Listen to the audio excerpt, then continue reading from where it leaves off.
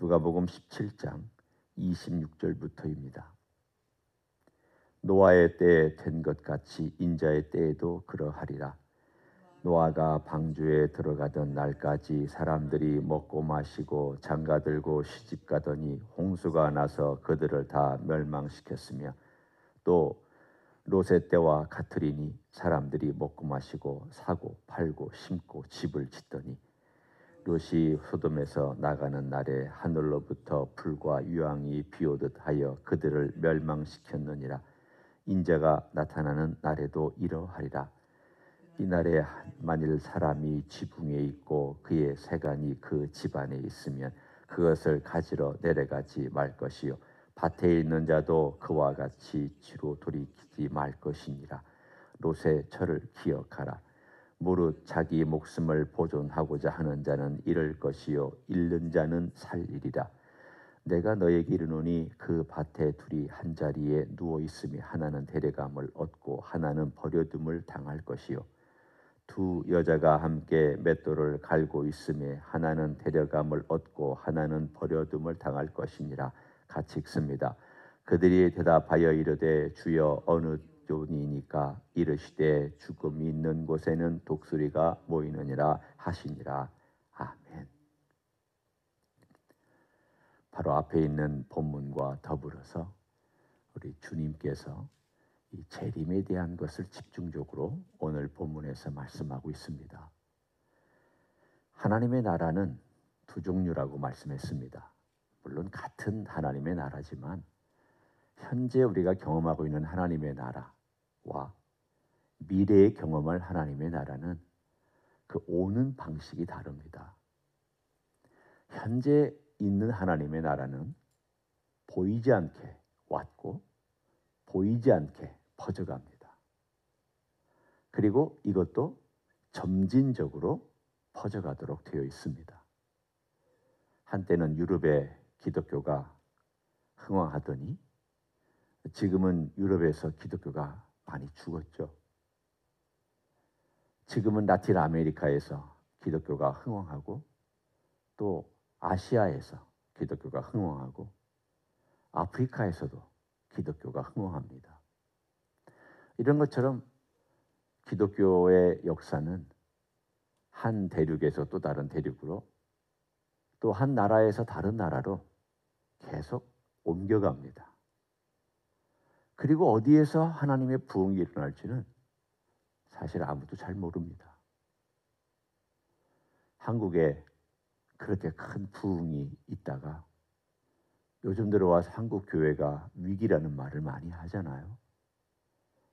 이렇게 직접 통계를 조사하는 분들이나 한국 교회에 대해 조사하는 기관들의 이야기를 이렇게 쭉 듣거나 또는 그 세미나 하는 내용들을 이렇게 잠깐 보면 하나같이 이구동성으로 어려운 시대다.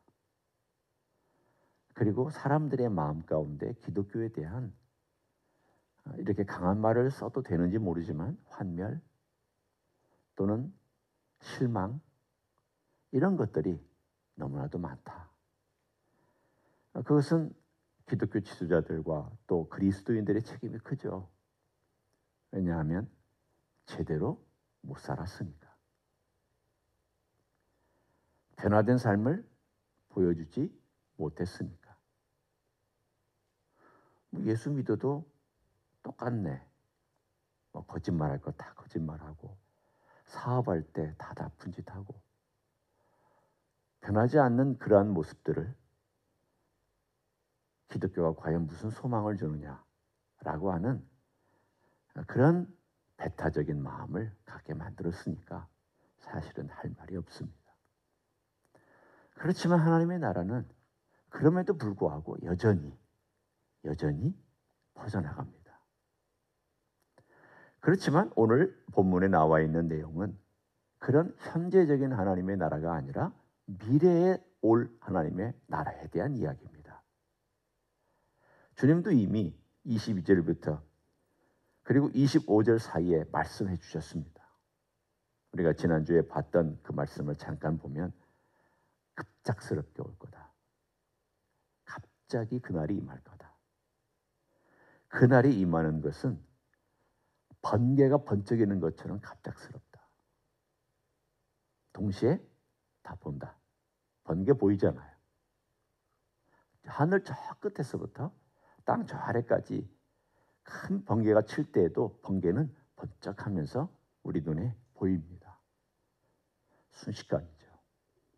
인자의 나타나심도 그와 같이 번개에 번쩍이는 것처럼 순식간에 나타날 것이고 모든 사람들이 본다라고 주님은 말씀해 주셨습니다. 그리고는 그날의 성격을 더 자세하게 말씀하고 있습니다. 그날이 어떤 날이냐면 오늘 노아의 때와 롯의 때를 주님께서 비교해서 말씀해 주셨습니다.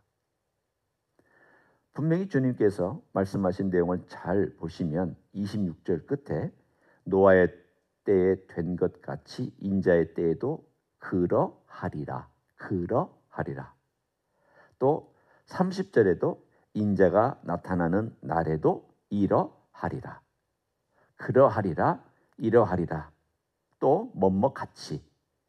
주님께서 이런 표현들을 쓰신 것을 보면 그 날의 성격을 알려면 노아의 때와 롯의 때에 대해서 조금 알 필요가 있겠구나. 그러면 그때에는 뭘 하고 사람들이 살았느냐. 주님께서 간단하게 설명해 주셨습니다. 거기에 27절에 보면 먹고 마시고 장가들고 시집갔다. 또 소돔의 그 날에도 사람들이 어떻게 살았느냐. 28절에 먹고 마시고 사고 팔고 심고 집을 지었다. 조금 다르지만 우리가 흔히 알고 있는 일상생활입니다. 지금 미국에서 진행되고 있는 모든 것들이 다 여기 들어가 있죠. 세계 전체가 다 이렇게 살고 있습니다. 이렇게 살지 않은 사람이 어디 있습니까? 먹고 마시고 장가들고 시집가고 또 사고 팔고 심고 집을 짓고 늘 일상생활 속에서 일어나는 일들 아니겠습니까? 근데 뭐가 문제입니까? 주님께서 이 이야기를 하셨을 때에는 뭔가 문제가 있으니까 하신 거지. 그 잘못됐다라고 말씀하신 이거 자체가 잘못됐다고 말씀하시는 것은 아닐 것입니다. 오늘도 경제활동 해야죠. 오늘도 먹고 마셔야죠. 오늘도 비즈니스 하시는 분은 비즈니스 하셔야 되고 일하시는 분은 일하셔야 되죠. 뭐가 잘못된 것입니까? 문제는 이 사람들이 이런 일상생활을 하고 있는 가운데 그 날이 올 것을 전혀 준비하지 않고 살았다는데 문제가 있습니다. 두 가지 예를 주님께서 들어주셨는데 하나는 노아의 때와 롯의 때입니다. 노아의 때에는 120년이라는 시간을 주셨습니다. 아니죠. 120년보다 더 훨씬 그 전부터 하나님께서 계속 말씀해 주셨습니다. 아담의 7세손 에녹 때에도 에녹은 선지자처럼 하나님의 심판에 대해서 경고하며 하나님의 메시지를 전한 사람입니다.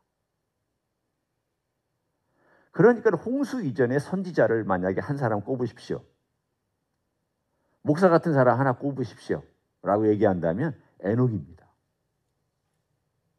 그는 하나님과 동행하며 하나님 심판이 다가온다. 너희들 이렇게 살면 안 된다. 회개해야 된다. 하나님께서 말씀해 주셨습니다. 그 에녹 때부터 노아 때까지 노아는 10대 손입니다. 수백 년이 흘렀죠. 그리고 에녹은 승천했고요.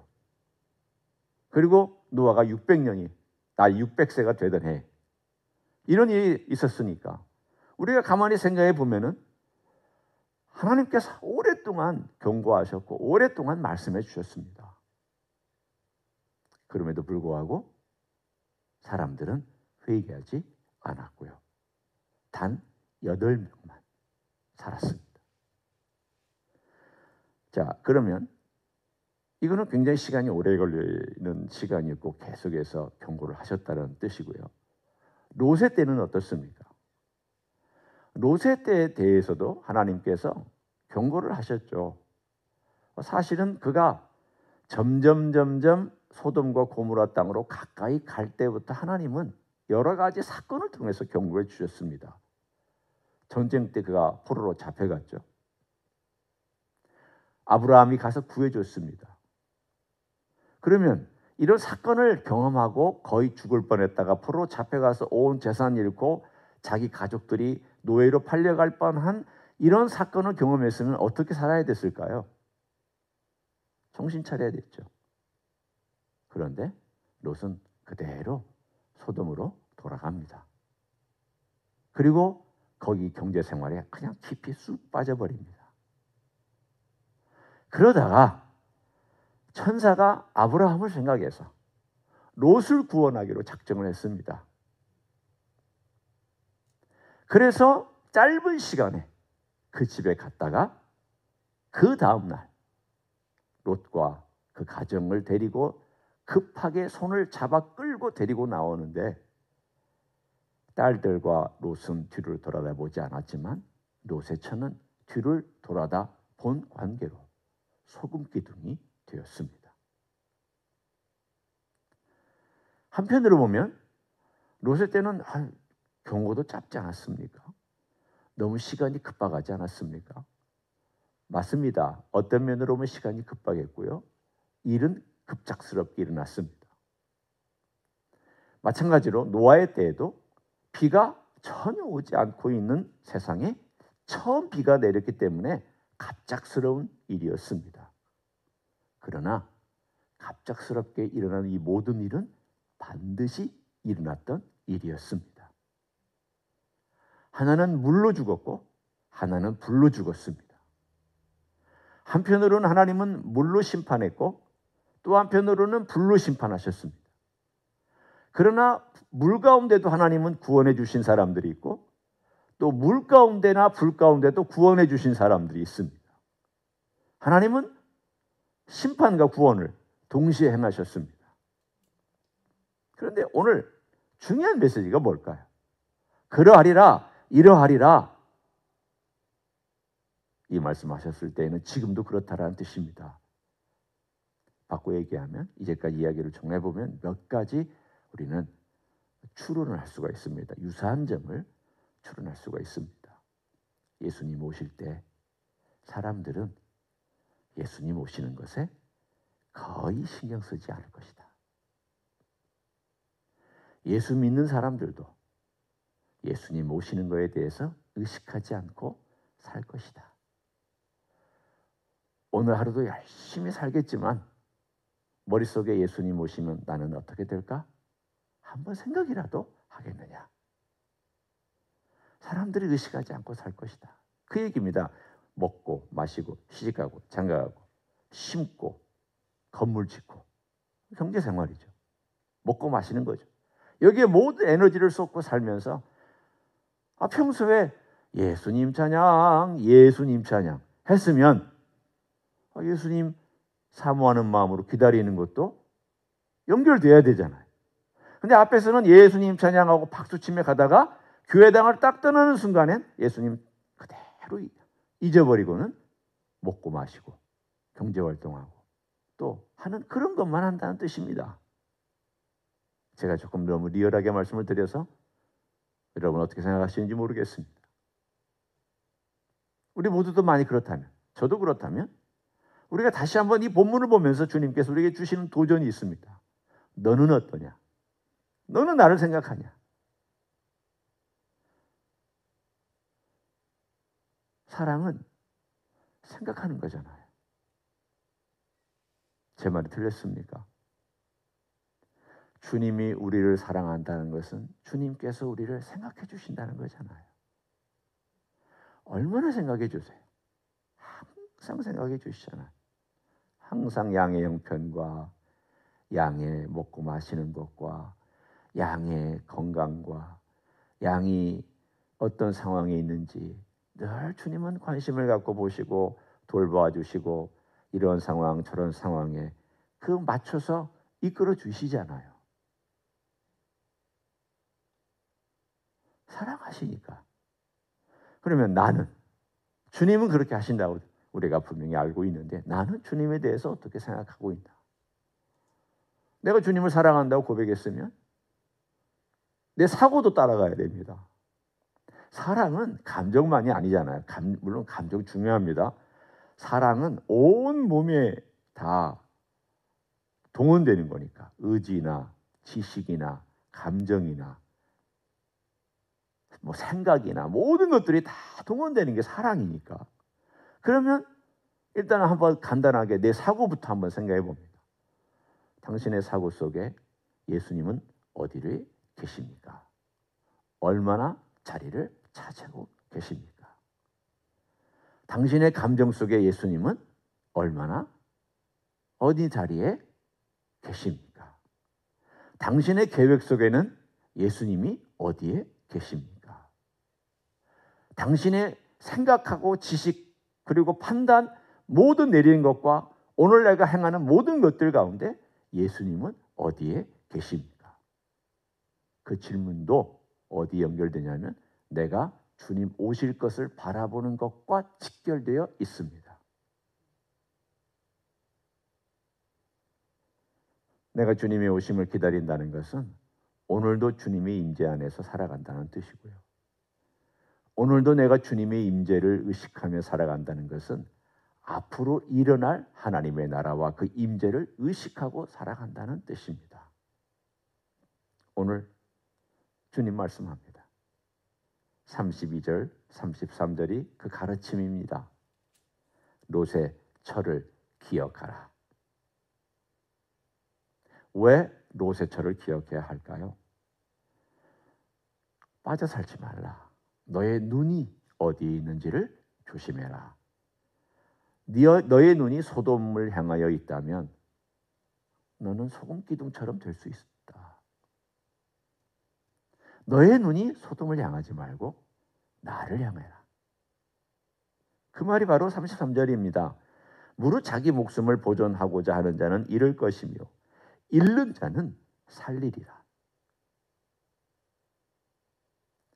잘 보세요. 잃는 자는 살리리라. 산다가 아니고 살 것이다가 아니라 살리리라. 내가 잃으면 내가 주님 따라가는 그 삶을 향하여서 주님 바라보고 선택하면 때로 고난받고 힘든 일이 있어요. 그렇지만 주님께서 살려주세요. 주님 의지하면서 사람들의 조롱받으면 조롱받는 것 때문에 수치스럽고 죽는 것 같은 아픔이 있죠. 하지만 주님은 우리를 살려주실 거예요. 그런데 사람들의 체면과 사람들의 의견 때문에 사람에 섞여 살면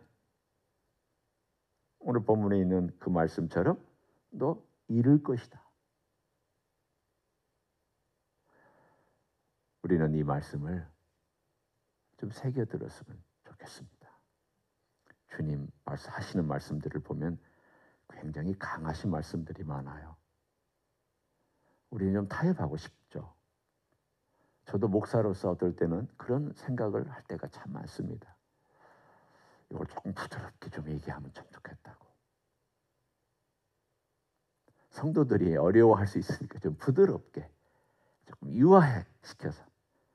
그런데 주님 말씀하시기를 그 둘 중에 하나 데려가고 하나는 놔두고 또 여자의 케이스도 하나는 데려가고 하나는 놔두고 또 롯의 때처럼 롯과 그 4명이 구원받을 것 같았었는데 그 중에 또 3사람만 구원받고 그 노아의 시대 때에는 인구가 학자들의 말에 의하면 1억 명 가까이 됐다고 그러는데 최소한 그 중에 8명만 구원받고 그러면 1억 명 중에 8명만 구원받았으면 얼마나 적은 숫자예요.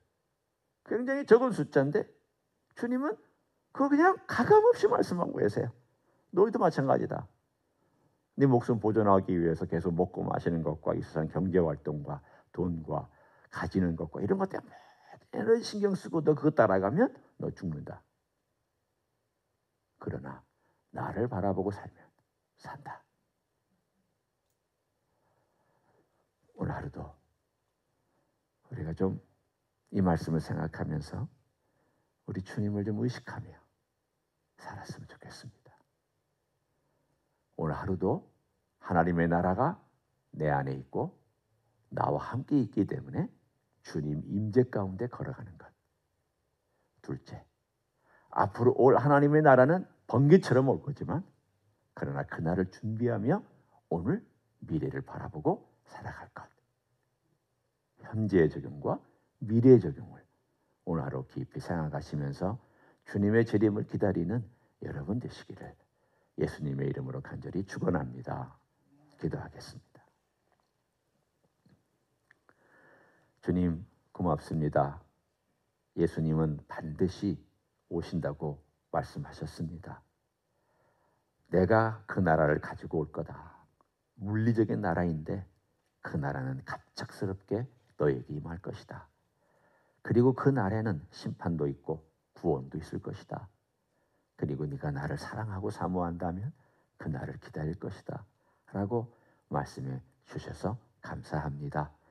주님, 오늘도 우리 주님을 내 삶의 전부 속에 모셔놓고 살기를 원하며 주님과 의논하고 주님과 감정도 나누고 주님과 내 계획도 서로 토론하고 주님 앞에서 살아가는 하루가 되게 하여 주옵소서. 뿐만 아니라 주님이 가져오실 그 나라를 사모하며 우리 주님께서 주실 귀한 선물과 축복을 기대하는 그런 하루의 삶이 되도록 축복하여 주시옵소서. 이제는 우리 구주 예수 그리스도의 은혜와 하나님 아버지의 극진하신 사랑과 성령 하나님 교통하심의 역사가 우리 주님의 현재 역사하심과 미래에 가져오실 그 나라를 사모하며 오늘도 주님 고백하고 걸어가기를 소원하는 이 자리에 참여한 모든 종들 위에와 주임지 히스교회 위에와 이민교회들과 한국교회들과 선교사님들 위해 이제로부터 영원히 함께 하실지어다. 아멘.